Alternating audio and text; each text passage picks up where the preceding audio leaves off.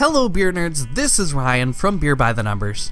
A few months ago I did a video on the history of beer and taxes, and if you haven't seen that one, click the link in the description below or the annotation on screen. Well, a few weeks ago we got word of a beer tax scandal in the UK, and today we're going to break down the controversy, and I'll even throw in my 2 cents on the issue. This scandal revolves around Carling Lager, one of, if not the largest light lager name in the UK. For years, Carling has advertised to pubs and the public in general that their beer is 4% alcohol by volume. In the UK, beer is taxed based on how much alcohol is in the beer. For example, any beer that is between 2.8 and 7.5% alcohol gets taxed 19.08 pence per alcohol percentage per liter. So to break that down, a 5% beer would be taxed the 19.08 pence times 5, or 95.4%, or 95.4 pence per liter.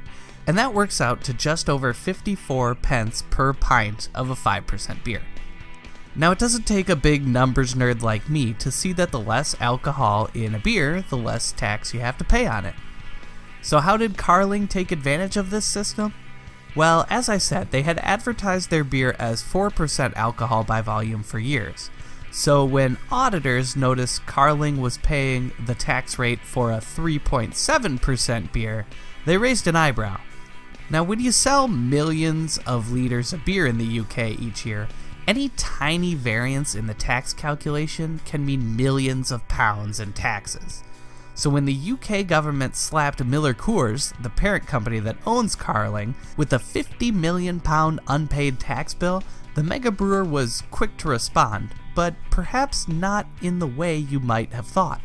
Instead of disputing the claim that they had underpaid their taxes to the tune of £50 million, they instead admitted that they had changed their beer to a 3.7% alcohol beer, but continued to advertise their beer as being 4%.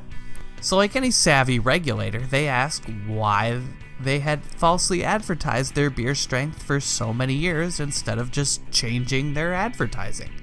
Well, Miller Coors' response revealed a pretty devious plot. First, they were going to take advantage of the beer tax loophole that allows brewers and other distillers to vary the alcohol content by up to 0.5% versus what they advertise. This flexibility in the law allows brewers with less consistent processes to not be liable for extra tax in case something goes wrong and their beer is just a little too alcoholic.